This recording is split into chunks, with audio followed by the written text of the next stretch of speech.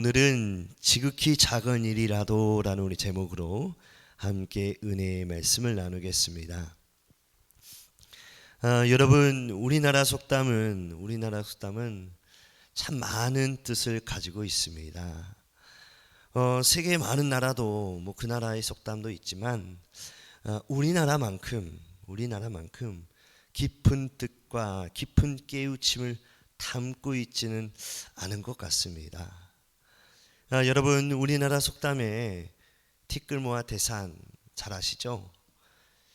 천리끼도 한 걸음부터 이런 속담이 있습니다.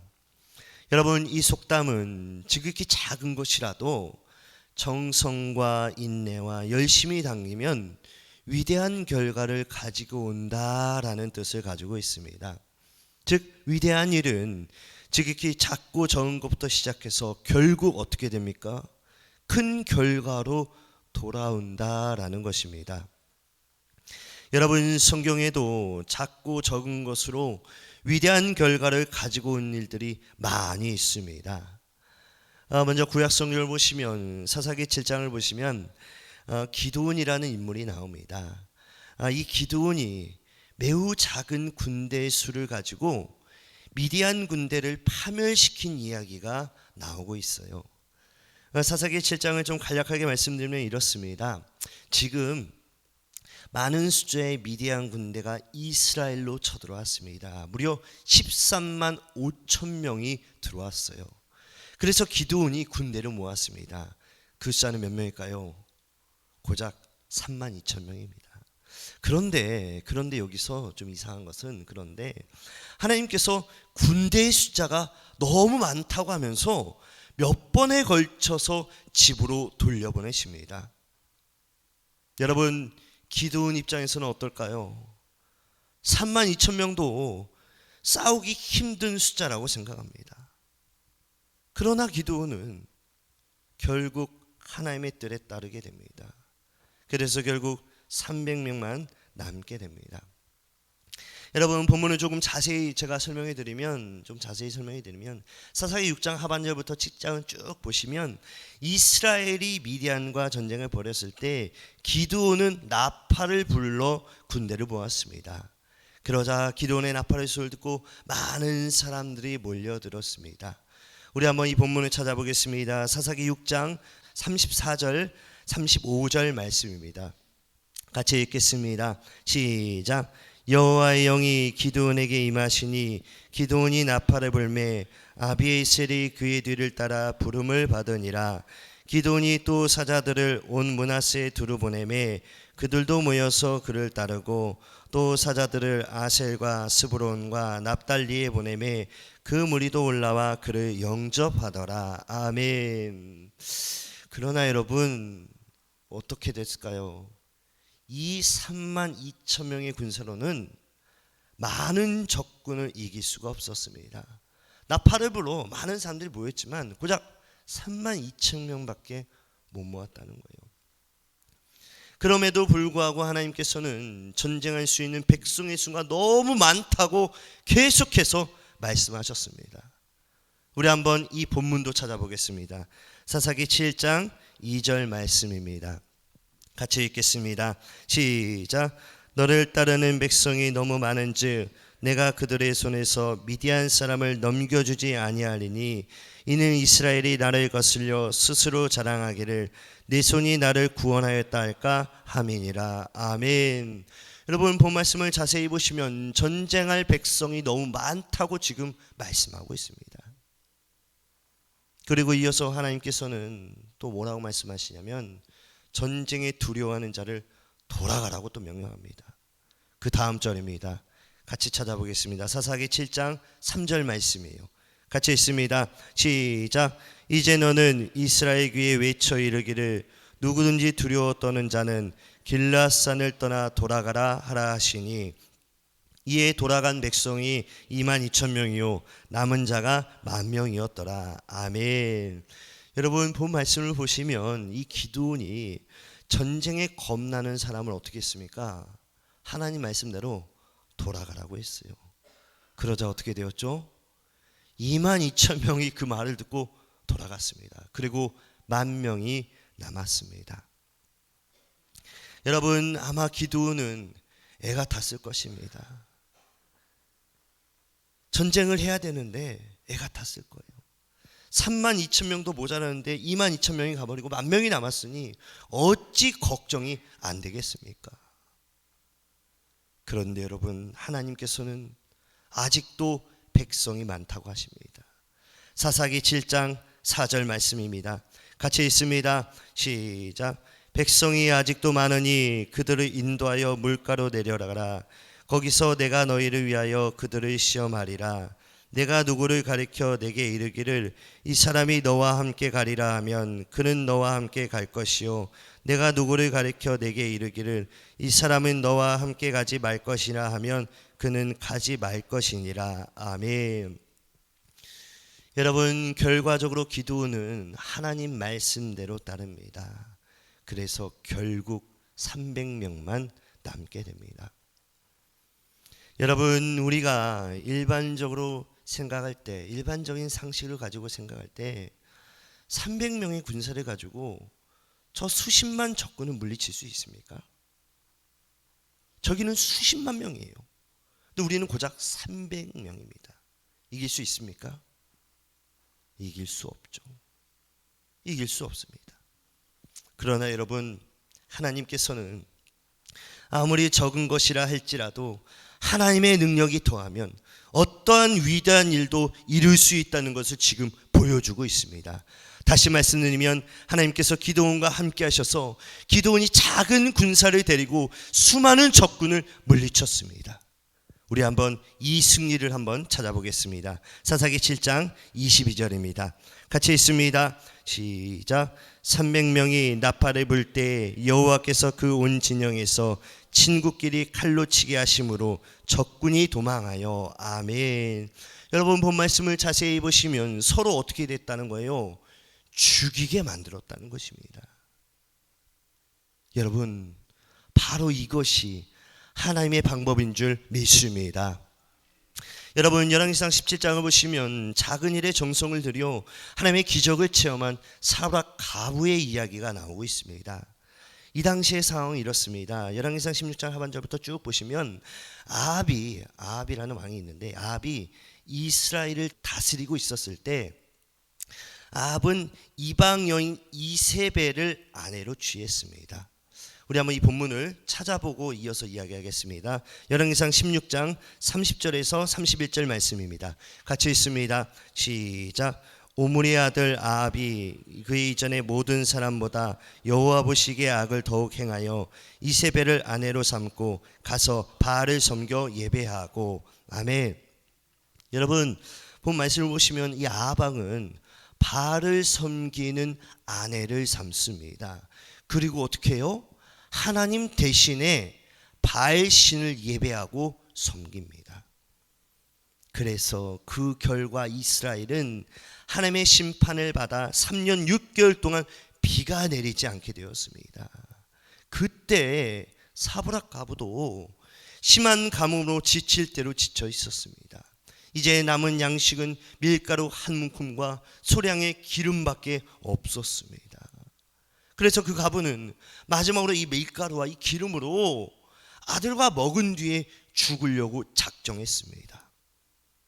그런데 여러분, 그때 어떤 일이 일어났으면 하나님의 종 엘리야가 찾아와 이렇게 말합니다. 좀 뜬금없이 말해요. 뭐라고 말하냐면 먼저 나를 위해서 떡을 만들어 가져오라, 이렇게 이야기합니다. 우리 한번 이 본문도 찾아보겠습니다. 열왕기상 17장 13절 말씀입니다. 같이 읽겠습니다. 시작. 먼저 그것으로 나를 위하여 작은 떡 하나를 만들어 내게로 가져오고 그 후에 너와 내 아들을 위하여 만들라. 아멘. 여러분, 말씀을 보시면 좀 이상하죠, 그죠? 어떻게 보면 지금 뭐 많은 것도 아니에요, 그죠? 많은 것도 아니고 조금밖에 없습니다. 그런데 지금 이것을 어떻게 하라는 거예요? 나에게 가져오라 라고 지금 말하고 있습니다. 여러분, 일반적인 상식으로 볼 때는 참 말이 안 되는 일입니다. 여러분, 우리가 이것을 어떻게 받아들여야 될까요? 그런데 본문에서 가보면 어떻습니까? 지극히 작은 밀가루와 그리고 얼마 남지 않은 기름을 믿음과 순종의 마음으로 엘리야에게 대접했습니다. 그러자 우리가 잘 아시다시피 하나님께서 능력의 은혜를 베푸셔서 이 작은 일에 위대한 기적이 나타난 줄 믿습니다. 우리 한번 이 본문을 찾아보겠습니다. 열왕기상 17장 15절 16절입니다.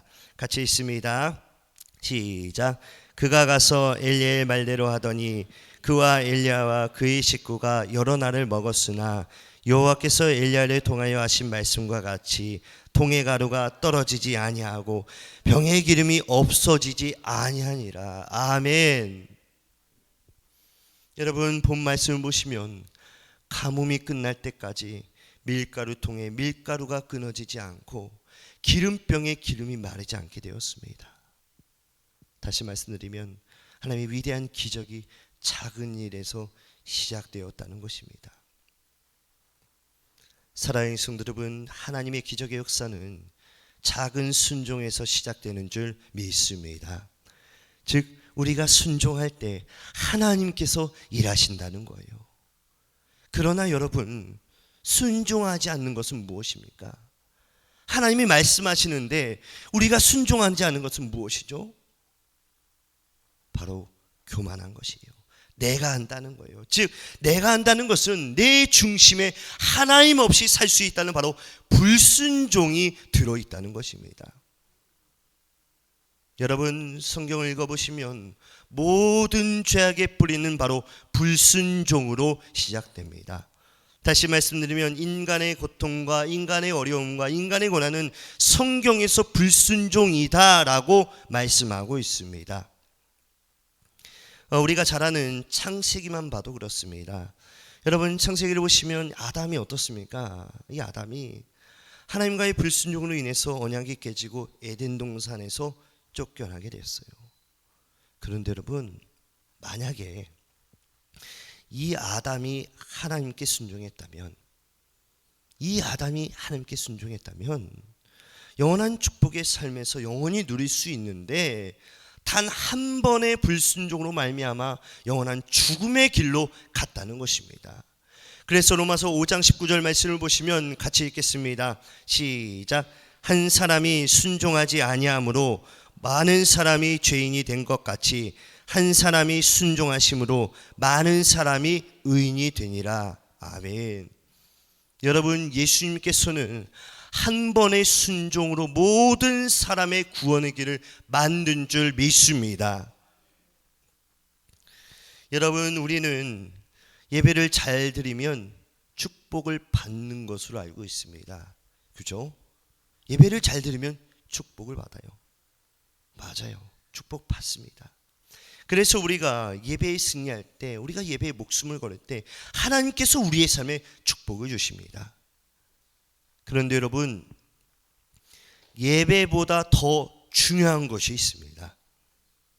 그것은 바로 제가 아까 전에도 말씀드렸지만 순종이라는 거예요. 즉 순종할 때 하나님께서 역사하는 줄 믿으시기 바랍니다. 그래서 사무엘상 15장 22절 말씀을 보시면 순종이 제사보다 낫고 듣는 것이 순양의 기름보다 나으니 라는 말씀이 있습니다. 이 말씀을 좀 자세히 보시면 사무엘상 15장을 보시면 어떤 내용이 나오냐면 사무엘이라는 선지자가 있습니다. 사무엘이 사울에게 뭐라고 말하냐면 아멜렉을 진멸하라, 나가서 싸우라 라고 말해요. 그런데 이 사울 왕이 아멜렉을 진멸하라는 하나님의 명령을 어떻게 하냐면 어깁니다. 그리고 자기 마음대로 아멜렉의 살찐 가축을 죽이지 않고 남깁니다. 빼돌립니다. 그래서 결국 사울은 사무엘에게 어떤 이야기를 듣냐면 하나님의 심판을 받게 될 것이다 라는 저주의 이야기를 듣습니다. 그런데 그때 사울이 사무엘에게 뭐라고 반격하듯이 말하냐면 하나님께 제사를 드리려고 내가 짐승을 좀 빼돌렸다, 이렇게 핑계를 댑니다. 우리 한번 이 본문을 찾아보겠습니다. 사무엘상 15장 15절입니다. 같이 읽습니다. 시작. 당신의 하나님 여호와께 제사하려 하여 양들과 소들 중에서 가장 좋은 것을 남김이요 그의 것은 우리가 진멸하였나이다. 아멘. 다시 말씀드리면 사울은 지금 하나님께 좋은 예배를 드리기 위해서, 최고의 예배를 드리기 위해서 좋은 짐승을 취했다고 지금 말하고 있습니다. 그런데 이에 대해서 사무엘은 뭐라고 말해요? 순종이 제사보다 낫고 듣는 것이 순양의 기름보다 낫다라는 말로써 단호한 태도로 표명을 합니다. 즉 예배보다 하나님의 말씀에 대한 순종이 더 앞서야 된다고 지금 말씀하고 있다는 거예요. 그래서 결국 이러한 불순종으로 사울은 어떻게 됩니까? 어떻게 되죠? 우리가 잘 아시다시피 말미에 아주 비참하게 죽습니다. 사랑하는 성도 여러분, 순종이 축복의 지름길인 줄 믿으시기 바랍니다. 할렐루야. 여러분, 요한복음 6장을 보시면 오병이어의 기적이 나옵니다. 우리가 잘 아는 말씀이에요. 예수님께서 광야에서 말씀을 증거하실 때 남자만 5,000명이 있었습니다. 뭐 부녀자까지 합치면 아마 10,000명 정도일 거다라고 신학자들은 이야기합니다.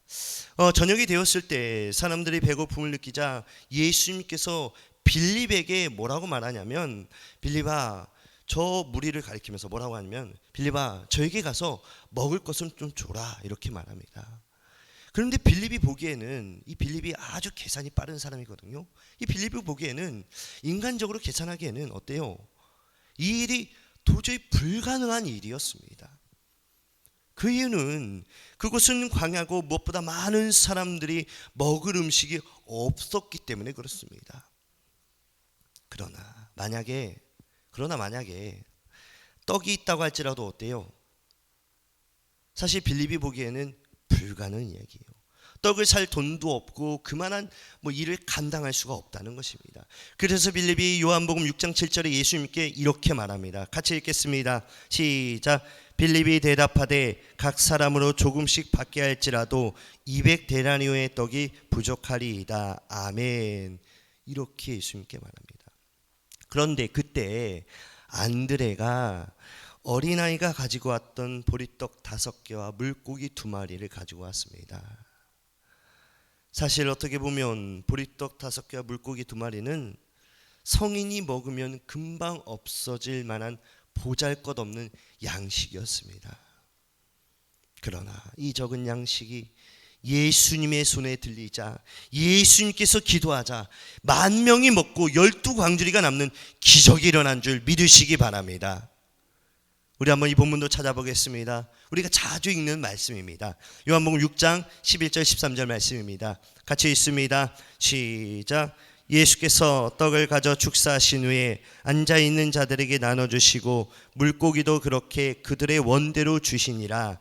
이에 거두니 보리떡 5개로 먹고 남은 조각이 12바구니에 찼더라. 아멘. 사랑하는 성도 여러분, 작은 일이라도 절대로 비웃으면 안 된다는 거예요. 왜 그렇습니까? 그것은 바로 이 작은 일을 통하여 하나님께서 역사하신다는 것입니다.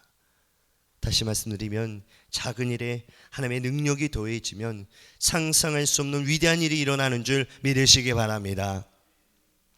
여러분, 예수님의 제자들을 보면, 우리가 신약성을 보면 예수님의 제자들이 나옵니다. 그죠? 예수님의 제자를 보시면 세상적으로 바라볼 때, 우리가 일반적인 지식을 가지고 세상적으로 바라볼 때 제자들이 어떻습니까? 볼품이 없어요. 그죠? 엘리트 같은 사람이 없다는 거예요. 예를 들면 이렇죠. 이 제자들의 직업이 어떻습니까? 어부들이 많습니다. 그죠? 어부들이 많아요. 또 어떤 직업이 있죠? 세리장이 있습니다. 마태가 세리장이죠. 그죠? 즉 사람들 눈에는 별로 눈에 띄지도 않고 인정받지 못하는 보잘것없는 사람들이 바로 예수님의 제자들이라는 거예요. 그러나 예수님께서는 이런 12명의 제자를 데리고 3년 반 동안 다니시면서 나중에는 어떻게 합니까? 그들이 세계 복음화를 일으켰다는 거예요. 다시 말하면 이들이 능력을 받아서, 예수님의 권능을 받아서 이적과 기적을 행했다는 것입니다. 이러므로 여러분, 작은 일이라도 절대로 무시하면 안 되는 거예요. 즉 작은 일에 하나님의 능력이 보태지면 상상 초월한 위대한 일이 일어난 줄 믿으시기 바랍니다. 사랑하는 성도 여러분, 생활의 행복도 작은 것부터 시작이 됩니다. 다시 말씀드리면 우리 생활의 행복도 거창한 것부터 시작되는 게 아니에요. 사실 행복이라는 게 거창한 것입니까? 아니라는 거예요. 그죠? 소소한 행복이 큰 행복을 준다는 것입니다. 그래서 우리 마음에 평안과 기쁨이 있으면, 또한 가정에 화목이 있으면 우리는 충분한 행복을 누릴 수 있습니다. 즉 작은 것만 있어도 행복해질 수 있다는 거예요. 그러면 여러분, 그 작은 것은 무엇일까요? 제가 지금 작은 것을 몇 번 말씀드렸는데 이 작은 것은 과연 무엇입니까? 그것은 바로 입에서 잘 출발하면 누구나 행복을 누릴 수 있다는 것입니다. 그래서 야고보서 3장 3절 말씀을 보시면 같이 읽겠습니다. 시작. 입에 재갈을 물리는 것은 우리에게 순종하게 하려고 그 온몸을 제어하는 것이라. 아멘. 여러분, 본 말씀을 자세히 보시면 우리가 입에 돌을 물 때, 그죠? 우리가 순종할 수 있고 우리 몸이 제어를 당할 수 있다라는 말씀이에요. 그죠? 여러분, 이게 무슨 말씀이냐면 일반적으로 과학자들은 언어 중추 신경이 다른 신경을 지배한다라고 말합니다. 이 말이 우리의 모든 행동을 지배한다는 말이에요. 그렇기 때문에 우리가 혀로서 무슨 말을 하면 모든 신경이 혀의 말에 따른다는 거예요. 예를 들면 이런 것이죠. 우리의 내 혀가 나는 불행하다, 나는 어렵다, 나는 못났다, 너무 힘들다, 괴롭다, 이런 부정적인 말을 계속한다면 이 말이 경을 지배하고 이 말이 행동을 지배하고 무엇보다 이 말이 나의 생활을 완전히 지배한다는 것입니다. 그래서 사람이 자꾸 부정적인 말을 하면 사상과 행동이 부정적인 세력에 완전히 잡혀 나중에는 어때요? 주위 사람들이 말해도 절대로 고쳐지기가 힘듭니다. 여러분, 우리 주위에 분명히 좀 부정적인 사람이 있습니다. 그죠? 말만 하면 정말 제 주위에도 있습니다. 이 사람만 보면 웃음이 나와요. 어떻게 그렇게 희한한 부정적인 말을 하는지 이상하게 합니다. 똑같은 것을 먹어도 별론데 이래요. 다 맛있는데 혼자 별로래요. 목사님입니다. 제 친구. 어떤 분은 또 좋은 데 갔어요. 와, 이러는데 혼자 아쉬운데. 그래서 제가 한 번은 죄송합니다, 너무 짜증나서 물어봤어요. 뭐가 아쉽습니까, 목사님한테? 이게 아쉽고 이게 아쉽고 정말 많습니다. 이유도. 야, 어떻게 그런 생각을 가지고 있는지. 여러분, 그런 사람도 있어요. 여러분, 그런 사람들은 어떻습니까? 가만히 들어보면 처음부터 끝까지 많은 부정적인 이야기를 합니다. 제가 이 말씀을 준비하면서 참 신기한 것 중에 하나가 무엇을 찾았으면, 우리나라 한국 사람들이 아이고 죽겠다 이런 말, 예전에도 제가 한번 말한 적이 있죠. 아이고 죽겠다, 죽겠네, 힘드네, 이런 말을 우리가 한국 사람 중에 10명 중에 몇 명이 말할까요? 다 말해요? 너무 부정적으로 생각하신다. 7사람 정도가 그렇습니다. 7사람 정도가. 근데 여러분, 제가 이제 호주에 있어 봤잖아요. 미국에도 좀 가봤는데 호주에 있는 유럽 사람들이라고 칩시다. 이런 사람들은 대략 보면 부정적인 말을 많이 안 합니다. 왜 그렇습니까? 그 사람들 입에는 땡스죠, 땡스 올라 이런 거, 감사합니다 표현이 늘 붙어요. 그렇기 때문에 화가 나도 땡스 이래요. 인상은 썩지만. 왜 그렇습니까? 이 말에 권능과 능력이 있다는 거예요. 이런 말을 계속할수록 하나님께서 우리의 삶 가운데 여러 가지 기적을 베푸신다는 것이죠. 그래서 로마서 3장 13절 말씀을 보시면 같이 읽겠습니다. 시작. 그 혀로는 속임을 일삼으며 그 입술에는 독사의 독이 있고. 아멘. 여러분, 본 말씀을 보시면 혀에 대해서 지금 신랄하게 말씀하고 있습니다. 먼저 혀는 속임을 일삼는다라고 말씀하고 있어요.